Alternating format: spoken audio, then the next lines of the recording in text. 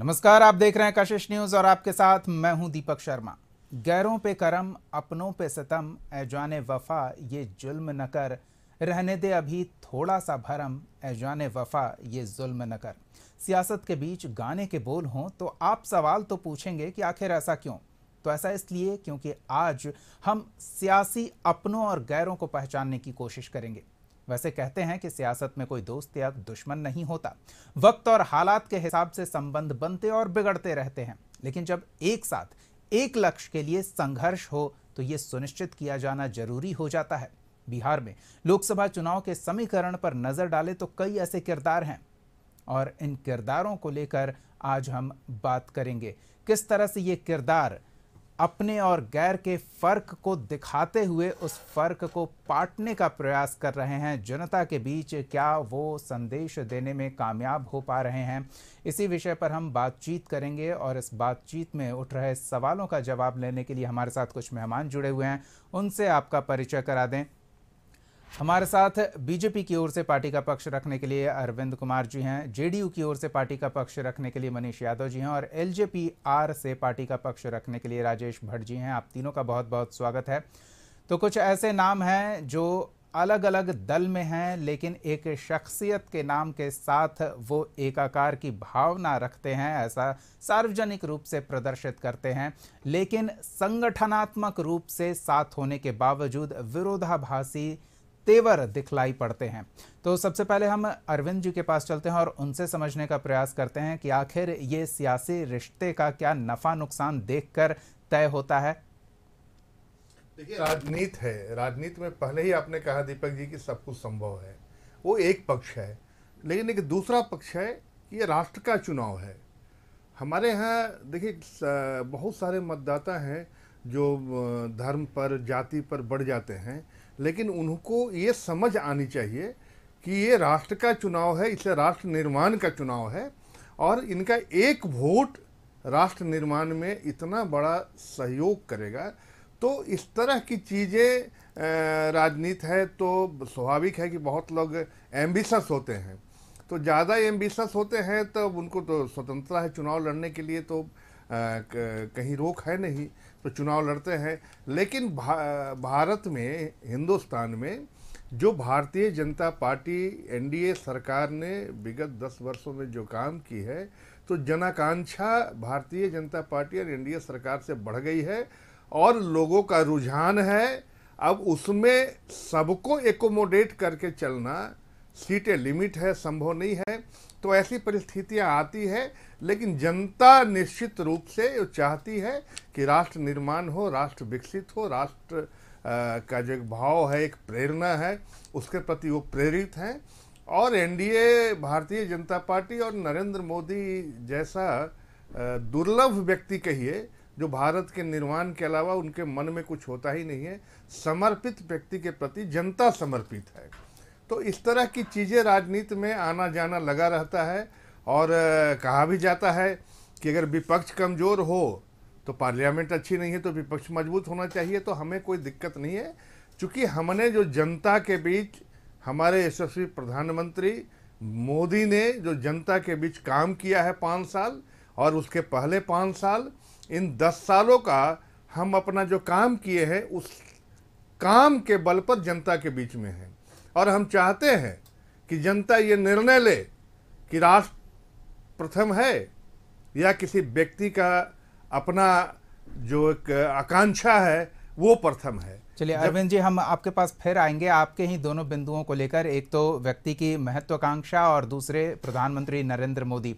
लेकिन दूसरी बात हम लेकर मनीष जी के पास चलते हैं। प्रधानमंत्री नरेंद्र मोदी, जब नरेंद्र मोदी के नाम के आगे ये जुड़ा था कि अब अगर बीजेपी एनडीए की सरकार बनी तो नरेंद्र मोदी ही प्रधानमंत्री बनेंगे, कैंडिडेट उन्हें घोषित किया गया था। उस समय पुराने दोस्त दूर हो गए थे और अब फिर एक साथ हैं, बीच में परिस्थितियां कुछ और इधर उधर हुई थी। तो मनीष जी, ये कौन सा सियासी रिश्ता है, कैसे जनता समझे?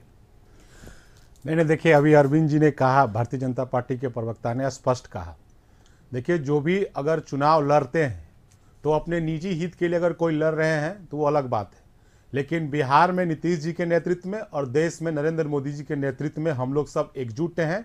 बिहार को आगे बढ़ाना है, देश को आगे बढ़ाना है। परिस्थितियां होती है।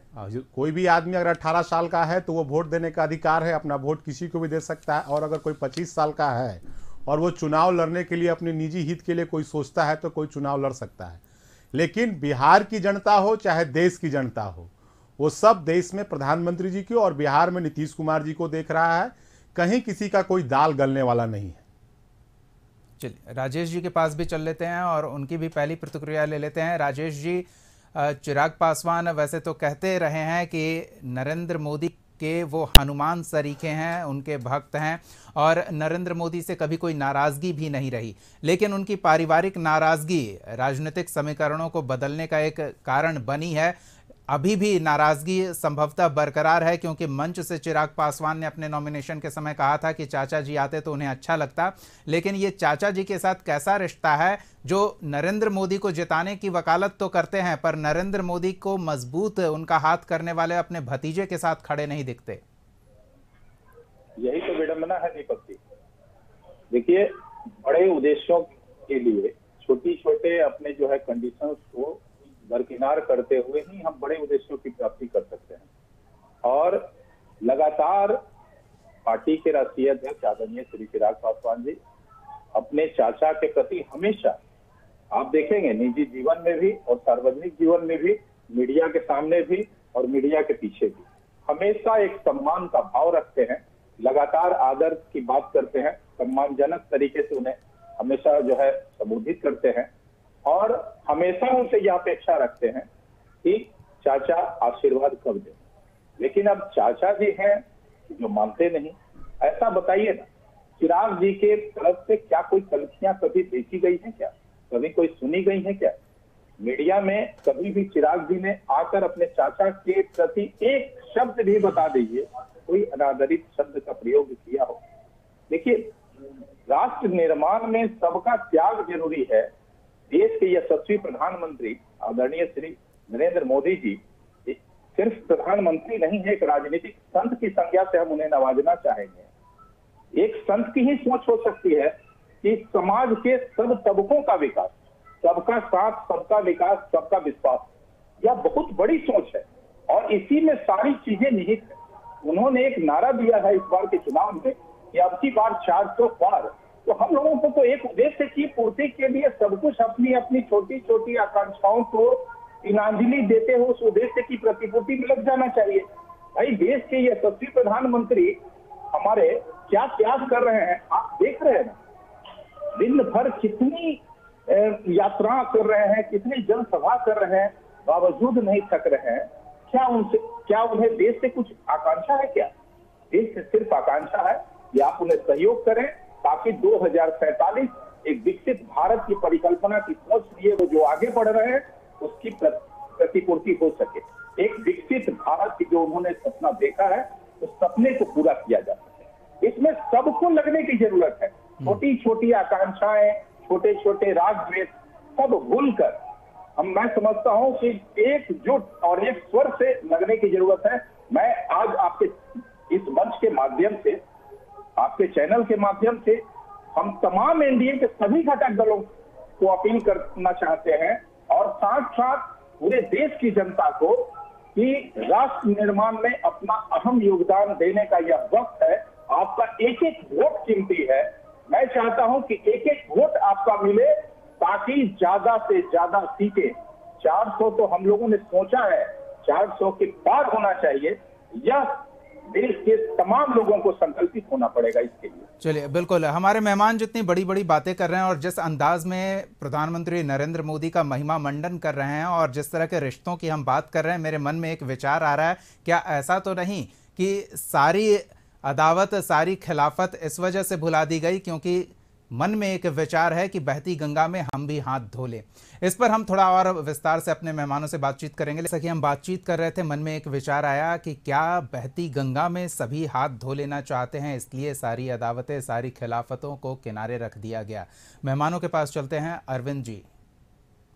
दीपक जी, बहती गंगा में हाथ धो देने से जैसे लोगों की एक धारणा है कि हम बहुत पाप करेंगे और गंगा में सुबह जाके स्नान करेंगे तो सारा पाप गंगा मैया धो देगी। ऐसा होता नहीं है।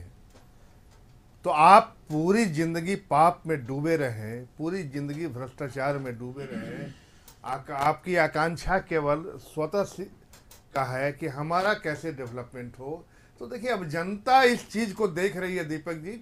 जनता चाहती नहीं है, अगर जनता का उसके घर का नहीं भर रहा है तो अब इसके लिए कोई जनता जिम्मेवार नहीं है कि केवल आपके घर को भर दे और इससे सुख समृद्धि आएगी, ये संभव नहीं है। बहुत दिनों तक किसी को ठगा नहीं जा सकता है।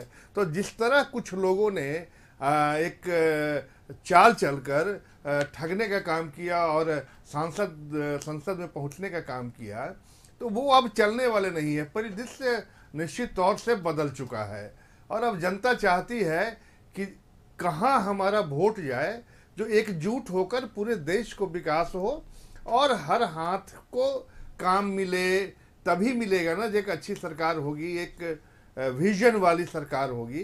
अगर बिना विजन का कोई काम होगा तो संभव नहीं है। तो बहती गंगा में हाथ धोने वाले तो रहेंगे ही, क्योंकि उनको तो उसी रास्ते से, बैकग्राउंड से किसी तरह पहुंचना है। तो वैसे लोगों की अब खैर नहीं है और हमें नहीं लगता है कि इस चुनाव में बहुत उन्हें सफलता मिलेगी। लोकतंत्र है, लड़ने का हक है, लड़ रहे हैं। लेकिन आपका ये सवाल मुझे नहीं लगता है कि जनता के बीच है कि पूरे पाप कीजिए और गंगा में जाके स्नान कीजिए और कहिए कि मेरा पाप धुल गया। वो धुलने वाला नहीं। नहीं, ये मेरी ओर से सवाल नहीं था। एक तो विपक्षी खेमा यही कहता रहता है कि धोने वाली मशीन बन चुकी है बीजेपी, और दूसरा जनता के बीच विपक्ष खेमा यही कहकर प्रसारित कर रहा है। तो उनकी बात हम आपके सामने रख रहे थे। चलिए, बहरहाल उस मुहावरे पर फिर लौटते हैं और मनीष जी से जानते हैं कि बहती गंगा में हाथ धोने को लेकर वो क्या कहते हैं। देखिए, बहती गंगा की सवाल है ही नहीं। जैसे नरेंद्र मोदी जी देश को विकसित करना चाहते हैं, हमारे नेता नीतीश कुमार जी बिहार को आगे बढ़ाना चाहते हैं। नरेंद्र मोदी जी का ना कोई परिवार है, ना बेटा है, ना भाई है, ना बेटी है, कोई नहीं है। वो सिर्फ देश के लिए समर्पित है। हमारे नेता आदरणीय नीतीश कुमार जी भी केवल बिहार के लिए समर्पित है। कोई उनके बेटा, भाई, भगना किसी को जानता है? कोई नहीं जानता है। तो हमारे नेता काम पर वोट मांगते हैं कि हमने बिहार को जब संभाला तो मैंने बिहार गड्ढा में जो बिहार था उसे निकाल कर मैंने कहां पहुंचाया। मनीष जी, ये सही है, काम पर वोट मांग रहे हैं आपके नेता, जैसा आप कह रहे हैं। तो फिर जब डबल इंजन में ज्यादा रफ्तार होती है कि सिंगल इंजन में, फिर ये इंजन बदलने की नौबत क्यों? देखिए, वो परिस्थिति तय होती है, मैं मानता हूं वो परिस्थिति है। लेकिन जाहिर सी बात है, जब डबल इंजन में आएंगे तो जाहिर सी बात है कि गाड़ी तेज दौड़ेगी। ये तो कहने वाली बात नहीं है। डबल इंजन में जब हम आएंगे तो गाड़ी स्वाभाविक है कि तेज बढ़ेगी। लेकिन हमारे नेता, मैं बार बार बोल रहा हूं, हमारे नेता आदरणीय नीतीश कुमार जी ने जो बिहार को 2005 के बाद संभाला है, जो बिहार को पहले पूरे देश में है दृष्टि से लोग देखते थे, आज वो परिस्थिति बदली है।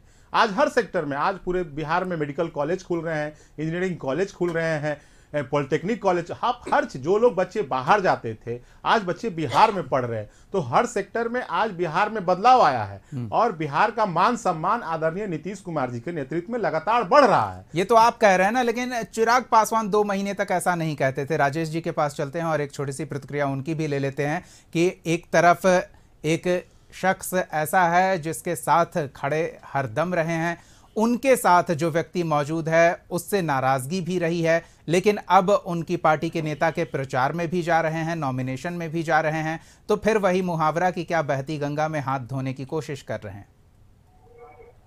देखिए, हमारे पार्टी के राष्ट्रीय अध्यक्ष आदरणीय श्री चिराग पासवान लगातार जब एनडीए में थे, तब भी एनडीए में 2020 में बाहर आने के बाद भी लगातार इस बात को उन्होंने दोहराया है कि हम मोदी जी के हनुमान हैं।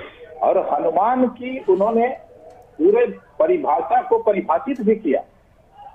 आप बताइए कि चिराग जी कभी भी मोदी जी के साथ ना रहने की कभी कोई बात कही? तो आप समझ सकते हैं कि देखिए, एक तरफ भ्रष्टाचार है, गुंडाराज है, अत्याचार है, लूट है, हत्या है, एक तरफ जो है विकास है, रोजगार है और पूरे देश का सामूहिक विकास है, जन जन का साथ है। भ्रष्टाचार की गंगा में हाथ धोने वालों की अब खैर नहीं है इस देश में। अब वो दिन चला गया जब शाम होते ही लोग घरों में दुबक जाते थे और जब बच्चे स्कूल जाते थे तो लोग चिंतित रहते थे कि आज 3 बजे जब छुट्टी होगी तो मेरा बच्चा घर आएगा कि नहीं। एक वो भी दिन था दीपक जी नहीं, एक वो भी दिन है जब बिहार फर्स्ट और बिहारी फर्स्ट बनाने चिराग पासवान निकले थे, और उस समय भी नीतीश कुमार की सरकार थी। उस समय जो कमी थी, क्या अब वो कमी दूर हो गई? ये सब नहीं चलेगा। देश की जनमानस का पूरी तरह से मेंटेलिटी बदल गया है। अब इनकी छटाई वैसे ही हो जानी है। इसलिए अब एक ही चलेगा, सबका साथ सबका विकास। अब की बार 400 के पास, फिर से मोदी सरकार। चलिए, अच्छी बात है, फिर से मोदी सरकार, अब की बार 400 पार। ये पूरे गठबंधन के सभी सहयोगी एक सुर में जरूर कह रहे हैं। लेकिन अब एक और मुहावरा मेरे मन में आ रहा है कि दूध का जला तो छाछ भी फूंक फूंक कर पीता है। तो ये भरोसा कैसे बरकरार रहेगा? शुरू अरविंद जी आपसे करते हैं। भरोसा तो 2014 से जब हमारी चुनाव आई है तब से भरोसे की सरकार है, और भरोसे पर हम खरा उतरे हैं। देखिए, ये राजनीति है, तो अलायंस वगैरह परिस्थिति वगैरह चेंज होते रहता है। और लेकिन हम अगर कॉमन मिनिमम प्रोग्राम को लेकर चलते हैं तो सारे दलों को उसके अंदर आना पड़ता है। जहाँ भी हम कमी देखते हैं, जैसे कोई भी योजना बनती है तो विगत 5 वर्षों में हमारी क्या कमी रही, उस कमी को कैसे दूर करना है, तो ये कॉमन मिनिमम जो प्रोग्राम बना उसके तहत जितने भी दल हैं उस छतरी के अंदर आना है, और उसके तहत उस प्रोजेक्ट उस विजन के तहत उन्हें काम करना है। इसलिए नेपथ्य में जाने से कुछ नहीं मिलेगा। हम कैसे और हम तो चाहते हैं कि जितने भी दल हो मुख्यधारा से जुड़े, उनका विकास का एजेंडा हो। जात पात और जो आपने बहती गंगा, ये एजेंडा नहीं चलने वाला है। अब एजेंडा चलने वाला है सबका साथ सबका विकास, जिस रूप ने माननीय प्रधानमंत्री ने एक स्थापित किया है इस चीज को, और उसी के तहत देश चलेगा। आप देख रहे हैं कि ये एक इतनी बड़ी समस्या थी, 56,000 से ज्यादा लोग कश्मीर में मारे गए थे, किसने बना के रखा था? और ये जनता की एक वोट की आवाज थी कि मोदी सरकार उस वोट से आया। एंड उतने बड़े जो धब्बा था, इतने बड़े एक देश में 2 संविधान था, 2 ध्वज लहराते थे, और आतंकियों को पनाह देकर उनको दामाद की तरह पूजा जाता था। इतनी बड़ी संकट से किसने है? मोदी ने किया। नहीं, संकट तो वो नहीं चलने वाला। संकट तो देश का दूर हो रहा है, लेकिन संगठनात्मक संकट, हम बिहार की बात कर लें तो एक समय में आप सरकार में होते हैं, फिर आपकी पार्टी पर संकट आता है, संगठन 2 जो साथ होते हैं वो अलग हो जाते हैं, तो ये जो रस्सी टूटती है वो फिर जुड़ती है, तो गांठ तो पड़ ही जाती है। घर में अगर 2-4 भाई रहते हैं तो कभी कभी थोड़ी बहुत खटपट हो जाया करती है, लेकिन फिर लोगों को लगता है कि नहीं, परिवार का विकास तभी संभव है जब इस रास्ते पे चलेंगे। तो भटकना एक आदमी का स्वाभाविक गुण है। तो कहीं कहीं हम भी भटक जाते हैं, कभी हमारे दल भटक जाते हैं, लेकिन जब ये होश आता है कि नहीं, जनता के हितों की बात करनी है, राष्ट्र के हित की बात करनी है, तो फिर सब एक होते हैं। तो ये सामान्य प्रक्रिया है राजनीति में। चलिए, राजनीति में सामान्य प्रक्रिया, और शायद यही वजह है कि इस बार खुले मंच से मुख्यमंत्री ये कह रहे हैं कि अब आ गए हैं, कभी नहीं जाएंगे, कोई इधर उधर नहीं होगा। मनीष जी, लेकिन क्या लगता है कि वो भरोसा कायम हो पाएगा? वही बात है, दूध का जला छाछ भी भरोसा कायम है। मैं आपको बता, हमारा रिश्ता भारतीय जनता पार्टी के साथ कोई आज का नहीं है, बहुत पुराना रिश्ता है, और बिल्कुल भरोसा है। ठीक कहा बड़े भाई अरविंद जी ने, समय परिस्थितियां तय करती है, कभी कभी होती है, लेकिन भरोसा तो है ही। हम लोग काम के, मैं बाबा इन्होंने भी कहा कि कॉमन मिनिमम प्रोग्राम बनता है। हम जब सरकार में है तो हम एक योजना बनाते हैं, हम कॉमन मिनिमम प्रोग्राम बनाते हैं, हम उस पर लोगों के बीच जाते हैं।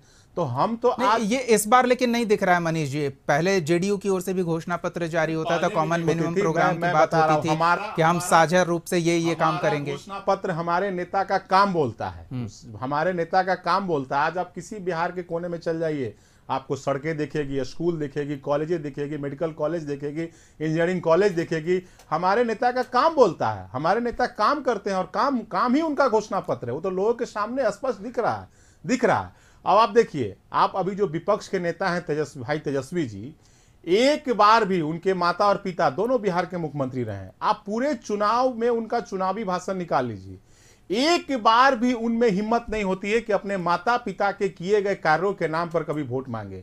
वो एक बार भी जिक्र नहीं कर रहे। वो वोट क्या मांग रहे हैं? नीतीश कुमार जी के नेतृत्व में जब वो सरकार में आए, जो नीतीश कुमार जी उनको राजनीतिक नौकरी दी, वो उनकी चर्चा करते हैं कि हमने ये किया, हमने किया। आपको तो अपने माता पिताजी बिहार के जो मुख्यमंत्री थे उनके नाम पर वोट मांगना चाहिए कि हमारे माताजी बिहार के। चलिए, तो आप दोनों के बीच एक कॉमन काम है जो आपको एक साथ जोड़ रहा है, जनता का विकास उद्देश्य है जो आपको एक साथ जोड़ रहा है। राजेश जी के पास चलते हैं और इस मुहावरे पर उनका भी पक्ष जान लेते हैं कि क्या वो भरोसा कायम कर पाएंगे, क्योंकि दूध का जला छाछ भी फूक फूक कर पीता है। राजेश जी। मैं Deepak ji, all is well है, एनडीए पूरे एकजुट है और इस बार जो हम लोग ने संकल्प लिया है कि बिहार में 40 की 40 सीट हम लोग जीत कर एनडीए को बिहार से एक बड़ा संदेश देंगे और देश के यशस्वी प्रधानमंत्री के नेतृत्व में 400 के पार जाकर हम सरकार बनाने जा रहे हैं। तो उस संकल्प के लिए हम लोग पूरी तरह संकल्पित हैं।